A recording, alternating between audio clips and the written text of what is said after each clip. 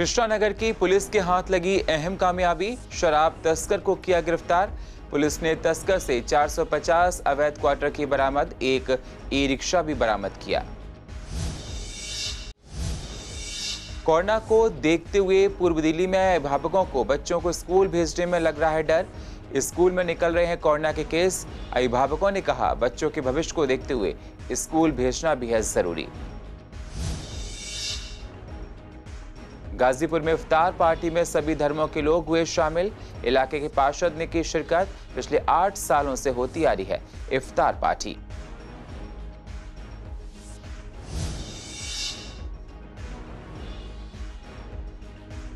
Experts का कहना, corona को लेकर बढ़ते एहतियात, कोरोना नियमों का पालन करें, आने वाले टाइम में और बढ़ेंगे केस, वैक्सीन जरूर लगवाएं।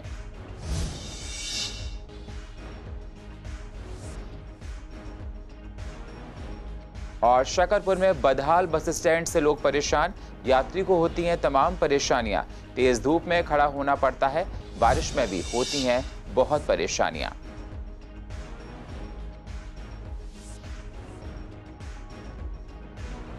नमस्कार, स्वागत है आप सभी का सीसीएन में और आप देख रहे हैं पूर्व दिल्ली खास। अब होते हैं रूबरू पूर्व दिल्ली की अहम खबरों के साथ। शादरा डिस्ट्रिक्ट के कृष्णानगर थाने के हाथ एक अहम कामयाबी लगी है। पुलिस ने शराब तस्कर को गिरफ्तार किया है, जिसके पास से एक ई रिक्शा, 450 अवैध क्वार्टर भी बरामद किए हैं। कृष्णानगर पुलिस बी ब्लॉक में रोड पर चेकिंग के दौरान उन्होंने एक ई रिक्शे को देखा। एक में से एक प्लास्टिक का थैला लेकर एक व्यक्ति जा रहा था। पुलिस ने जब उसकी चेकिंग की तो उसमें 450 क्वार्टर अवैध शराब बरामद की गई।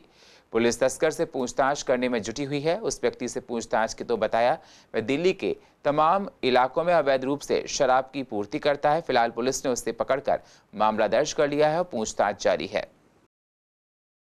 दिल्ली में कोरोना के मामले लगातार बढ़ते जा रहे हैं, जिससे कहीं ना कहीं एक बार फिर से कोविड खतरा मंडराने लगा है। हालांकि एक्सपर्ट्स की माने तो स्थिति अभी ज़्यादा खराब नहीं है, इसलिए ज़्यादा पैनिक होने की ज़रूरत नहीं है। लेकिन स्कूल जाने वाले बच्चों के लिए उनके पेरेंट्स में कहीं ना कहीं डर बना हुआ है। उनका कहना है कि बच्चे काफ़ी संख्या में स्कूल जाते हैं और एक दूसरे के साथ अपनी चीज़ें शेयर करते हैं, जिससे कहीं ना कहीं डर बना रहता है।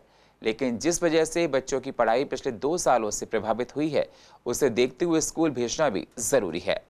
दिल्ली में बहुत ज़्यादा केस आ रहे हैं और पिछली बार बहुत ज़्यादा केस आए थे और अब भी बच्चों में बहुत ज़्यादा केस निकल रहे हैं। इसके देखते हुए स्कूल में बहुत ज़्यादा एहतियात बरती जाए और बच्चों में सैनिटाइज और दूरी बनाए रखी जाए और ज़रूरी हो तभी स्कूल खोलें। दिल्ली में कोविड के 1000 केस आ रहे हैं, जिनमें बच्चों के भी ज़्यादा केसेस आ रहे हैं। उनको ध्यान में रखते हुए स्कूल खोले जाएं, पर स्कूलों में सैनिटाइजर का रखवाए जाएं और बच्चों की वैक्सीन जल्द से जल्द लगवाई जाए। नमस्कार। जैसा कि हम देख रहे हैं कि स्कूलों में कोरोना के केसेस काफ़ी बढ़ रहे हैं, तो इससे अभिभावक जो हैं वो बहुत ही परेशान हैं। वो समझ नहीं पा रहे हैं कि बच्चों को स्कूल भेजें या नहीं भेजें। और बच्चे हैं कि 2 साल बाद स्कूल खुले हैं, तो बच्चे स्कूल में जाना चाहते हैं और बच्चों को अच्छा लग रहा है स्कूल में जाकर। तो इसके लिए मैं यही कहूँगी कि प्रशासन को थोड़ा सा प्रिकॉशनरी ध्यान देना चाहिए, जैसे हैंड सैनिटाइज़र हो और इस तरह की मास्क फैसिलिटी, ये सब चीज़ों पे थोड़ा सा ध्यान देना चाहिए। और माता पिता को होना चाहिए कि बच्चों के इम्यून सिस्टम पे थोड़ा सा ध्यान दें, घर में ही अच्छा खाना पीना बच्चों को खिलाएं और बच्चों को भी अच्छा लगेगा। और बच्चों को भी थोड़ा सा समझाएं कि किसी से अपना बात करें तो थोड़ा डिस्टेंस मेंटेन करके बात करें। पूर्व दिल्ली के गाजीपुर इलाके में आयोजित एक इफ्तार पार्टी में गंगा जमनी तहजीब की मिसाल पेश की गई। गाजीपुर के मुल्ला कॉलोनी में आयोजित इफ्तार पार्टी में मुसलमानों से ले ज्यादा दूसरे धर्म के लोग शामिल हुए और सभी मिलकर एक साथ अब इफ्तार किया। इस इफ्तार पार्टी में कोंडली के विधायक कुलदीप कुमार, कल्याणपुरी वार्ड के पार्षद धीरेन्द्र बंटी गौतम, पूर्व पार्षद संजय चौधरी के अलावा कई स्थानीय नेता भी शामिल हुए। इफ्तार पार्टी के आयोजक RW के प्रेसिडेंट बिलाल अंसारी भी शामिल हुए। इफ्तार पार्टी में शामिल कल्याणपुरी वार्ड के पार्षद बंटी गौतम ने कहा, ये बीते 8 से 10 सालों से इफ्तार पार्टी होती आ रही है, हम लोग शामिल होते आ रहे हैं। सभी धर्म के लोग मिलकर इफ्तार पार्टी करते हैं। पार्टी में शामिल जसवंत सिंह ने कहा कि देश के लोग मिलजुल कर रहना चाहते हैं, कुछ नेता अलग करने का प्रयास करते हैं। मैं लगातार 8 साल से यहाँ पर आ रहा हूँ। बहुत प्यार मोहब्बत मिलती है और हमारे जो भाई हैं इनका आशीर्वाद मिलता है, हमें आगे बढ़ने का मौका मिलता है, आशीर्वाद मिलता है। तो सब इन्हीं की बदौलत है, प्यार मोहब्बत से हम सब रहना चाहते हैं। लेकिन कुछ पार्टियां हैं जो इन सबको ये अच्छा नहीं लगता, उनको बस नफ़रत अच्छी लगती है, लेकिन हमें सिर्फ प्यार मोहब्बत अच्छी लगती है। देखिए, ये इफ्तार पार्टी तो मेरे अब्बा के ज़माने से ही पिछले 20-25 सालों से वो करते आ रहे थे और अब उनके जाने के बाद 2012 से मैं और मेरे भाई करते आ रहे हैं। और इसमें सबसे अच्छी बात यह है कि इस इफ्तार पार्टी में 40% मुस्लिम होते हैं और 60% मेरे दूसरे जो भाई हैं जो मुस्लिम हिंदू समाज के हैं और मेरे भाई सिख समाज के हैं, क्रिश्चियन हैं, सब लोग आते हैं। तो ये हमारा एक भाईचारा है मेरे वालिद साहब के ज़माने से ही। अब हम जो उनके बच्चे हैं वो भी मिलकर इस भाईचारे को आगे बढ़ा रहे हैं और इसी तरीके से हम बढ़ाते रहें। दिल्ली में कोरोना के मामले लगातार बढ़ते जा रहे हैं। अध्ययन के तहत पता चला है कि एक मरीज से 2 लोगों में संक्रमण दर फैल रहा है। इसे लेकर हमने पूर्व दिल्ली के एक्सपर्ट से बात की तो उनका कहना है कि जहां भारत में लगभग 1 मरीज से 1 लोग को संक्रमण फैल रहा है, वहीं दिल्ली में ये आंकड़ा 2 तक जाता है। इससे अनुमान लगाया जा सकता है कि दिल्ली में आने वाले दिनों में मरीजों की संख्या में इजाफा होगा। दिल्ली वासियों को जल्द से जल्द वैक्सीन लगवा लेनी चाहिए और कोरोना से बचाव के लिए सारे उपाय अपनाने हैं। आर वैल्यू दिल्ली में 2 से ऊपर है, जबकि भारतवर्ष में ये 1.3 है। यानी कि इसका मतलब ये हुआ कि एक व्यक्ति जो कोविड पॉजिटिव होगा वो 2 और लोगों को इन्फेक्शन फैलाने में सक्षम है। अगर इस हिसाब से हम देखें तो जो दिल्ली के अंदर पॉजिटिविटी रेट चल रहा है और जितने केस आ रहे हैं, आने वाले दिनों में ये संख्या बहुत ज़्यादा बढ़ने वाली है और इसको लेके हर व्यक्ति को अपने लेवल पे तैयारी करनी होगी। अगर मास्क का उपयोग नियमित रूप से किया जा रहा है और फिजिकल डिस्टेंसिंग को मेंटेन करके रखते हैं तो काफ़ी हद तक इस संक्रमण से बचा जा सकता है। और जो लोग पॉजिटिव हैं उनको अगर माइल्ड सिम्टम्स के साथ में वो अपने घर में अपने आप को आइसोलेट करते हैं तो इन्फेक्शन ना फैले, इस चीज़ में भी बहुत मदद मिल जाएगी। जो दिल्ली के अंदर जो है वो परसेंटेज वाइज देखा गया, तो अगर हम ये कहेंगे कि 100 टेस्ट हुए तो 100 टेस्ट के अंदर हम ये मान के चलते हैं करीब 4.5 या 5 लोग जो है वो बीमार माने जा रहे हैं या कोरोना से पॉजिटिव माने जा रहे हैं। और अगले ही जो है 24 घंटे के अंदर ये 4 लोग जो है और 8 लोगों को अगर बीमार करेंगे तो धीरे धीरे जो है कोरोना दिल्ली के अंदर दोबारा अपने पांव पसार लेगा। तो ये बिल्कुल समय आ गया है जिसमें हमें दोबारा से बहुत केयरफुल रहना चाहिए और अगर जो है वो जरूरी ना हो तो घर के बाहर कम से कम निकलें।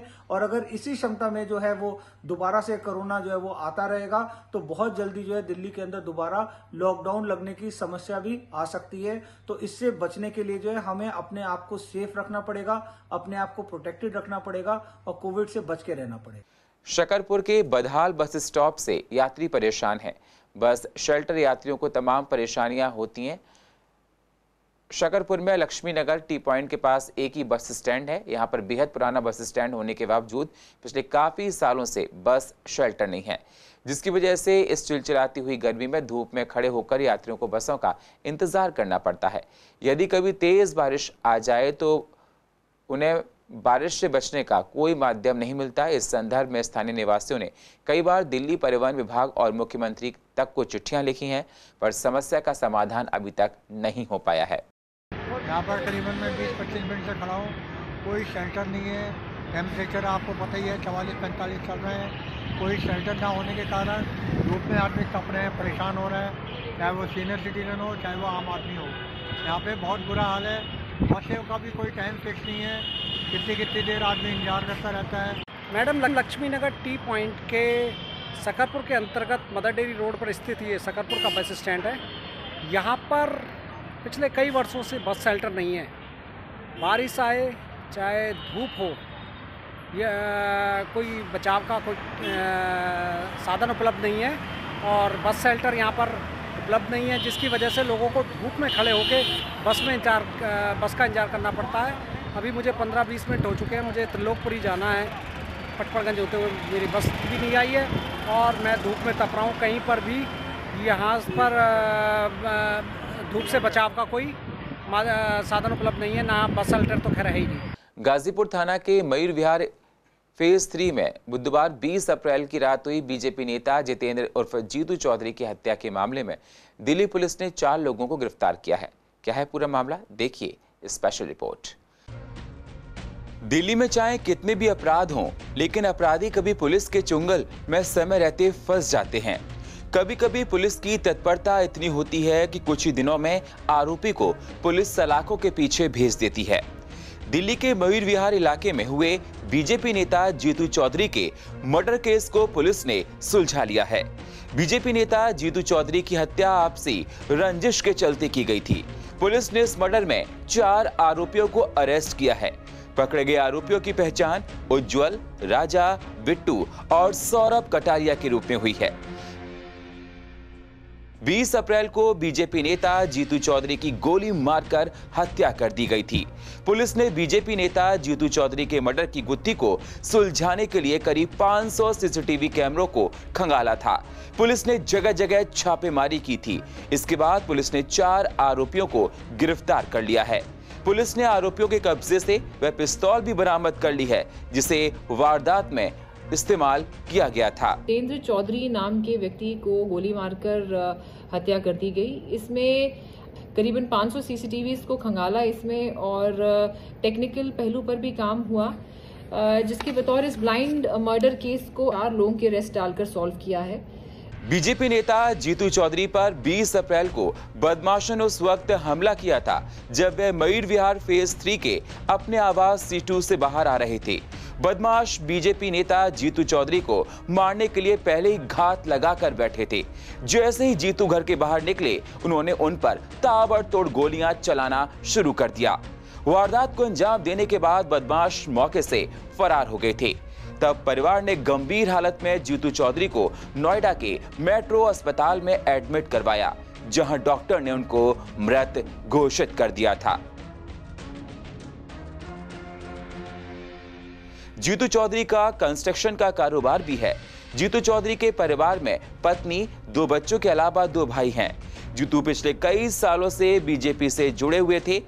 जिला मंत्री से पहले वह जिले में प्रवक्ता की जिम्मेदारी संभाल चुके थे। अभी तक की तफ्तीश में पर्सनल एनिमिटी का एंगल आ रहा है, बट अभी हम लोग सारे पहलुओं को देख रहे हैं और बाकी की तफ्तीश जारी है। डीसीपी प्रियंका कश्यप ने बताया कि इस पूरे मामले में 4 आरोपियों को गिरफ्तार कर जेल भेज दिया है। वारदात के समय इस्तेमाल किए वेपन को भी दिल्ली पुलिस ने बरामद किया है। यही नहीं, अभी आगे की तफ्तीश भी दिल्ली पुलिस इनसे कर रही है कि इन्होंने पहले भी कई वारदातें ये कर चुके हैं। वीडियो जर्नलिस्ट नलित के साथ मोहित शर्मा, CCN लाइव, दिल्ली। पूर्व दिल्ली के कई इलाकों के वर्टिकल गार्डन में लगे पौधे सूख गए हैं। निगम ने इन पौधों को सौंदर्यीकरण के लिए लगाया था, लेकिन उसके बाद इनकी देखरेख ठीक से नहीं की गई। आप कड़कड़ी मोड़ पर देख लीजिए, वहां पे भी पौधे सूखे हुए हैं। लोगों का कहना है कि पौधों को समय पर पानी नहीं दिया गया, इनकी सुध नहीं ली गई, जिससे ये सूख गए हैं, जो अब देखने में अच्छे नहीं लगते हैं। सरकार ने जो जगह जगह वर्टिकल गार्डन बनाए हुए थे फ्लाईओवर के पार और आपका वजीराबाद के पास भी देखे थे, पहले तो बड़े सुंदर लग रहे थे देखने में। हमें भी अच्छा लग रहा है कि चलो सरकार कुछ कर रही है, गवर्नमेंट कुछ अच्छा कर रही है, पेड़ पौधे हरियाली लेकर आ रही है। बाकी अब ऐसे लग रहा है देखने के बाद में सरकार का जो ध्यान है थोड़ा धीरे इन चीज़ों से हटते चला जा रहा है। बल्कि इस टाइम MCD जो है बिल्कुल भी इन चीज़ों पर बिल्कुल ध्यान नहीं दे रही है। पेड़ पौधे सारे सूखते जा रहे हैं। इस टाइम जो है सिर्फ सरकार का ध्यान सिर्फ जो है आपका सिर्फ ठेकों के अलावा कहीं नहीं जा रहा है इस टाइम पर। बस मैं तो यही कहूँगा जरा इनकी थोड़ा जो ध्यान दे और इन्हें जो सूखते जा रहे हैं इन पर थोड़ा ध्यान दिया जाए। जगह जगह गवर्नमेंट सरकार ने जो पहल की थी वर्टिकल गार्डन बनाने की, उसकी उस सभी समय तो हम सब ने इनकी प्रशंसा की थी, परंतु आज मैं कल स्कूल पे गई थी एक, तो वहाँ पर बच्चे के एडमिशन के लिए तो वहाँ पे देखा जो गार्डन बना हुआ था उसकी बड़ी बुरी हालत थी कि कई जगह तो गार्डन उखड़ गए थे और कई जगह पानी की वजह से वो मुरझा गए थे। तो जब गवर्नमेंट सरकार ने इतना पैसा इनके ऊपर लगाया है तो कम से कम इसकी देखभाल भी तो की जाए, वो सही तरीके से उसका पोषण किया जाए जिससे दिल्ली हरी भरी बनी रहे। तो मैं तो यही कहूँगी कि चाहे वो MCD हो चाहे वो सरकार हो, तो जगह जगह जो वर्टिकल गार्डन बनाने की पहल की थी उसकी देखभाल भी की जाए। आज की तीनों नगर निगम के मेयर सहित सभी पार्षदों का कार्यकाल 18 मई को समाप्त होने जा रहा है।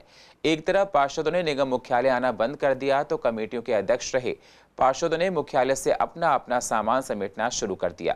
समितियां सभी भंग हो चुकी हैं। पूर्व दिल्ली के पार्षदों का कहना है कि हम लोग पहले की भांति अपने क्षेत्र में काम में लगे हुए हैं, घर से ही क्षेत्रों के सारे काम किए जा रहे हैं। निगम पार्षदों का 5 साल का कार्यकाल समाप्ति की ओर है। इन 5 सालों में दिल्ली की केजरीवाल सरकार द्वारा फंड रोककर निगमों को पंगु बनाने की लगातार कोशिश चालू रही। कर्मचारियों की हड़ताल भी रही तनख्वाह न मिलने से।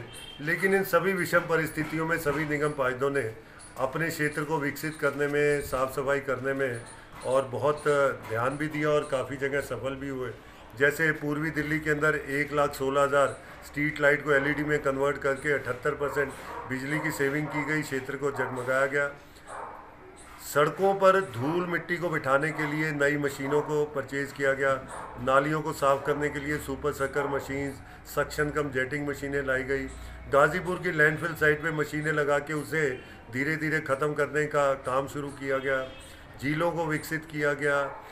घर घर से कूड़ा उठाकर 140 कूड़ेदानों को पूर्वी दिल्ली के अंदर हटाया गया और आने वाले समय में इस योजना के द्वारा सभी कूड़ेदानों को बंद किया जाएगा। अभी लगभग हमारा कार्यकाल 18 मई के आसपास समाप्त होने वाला है सभी निगम पार्षदों का दिल्ली के।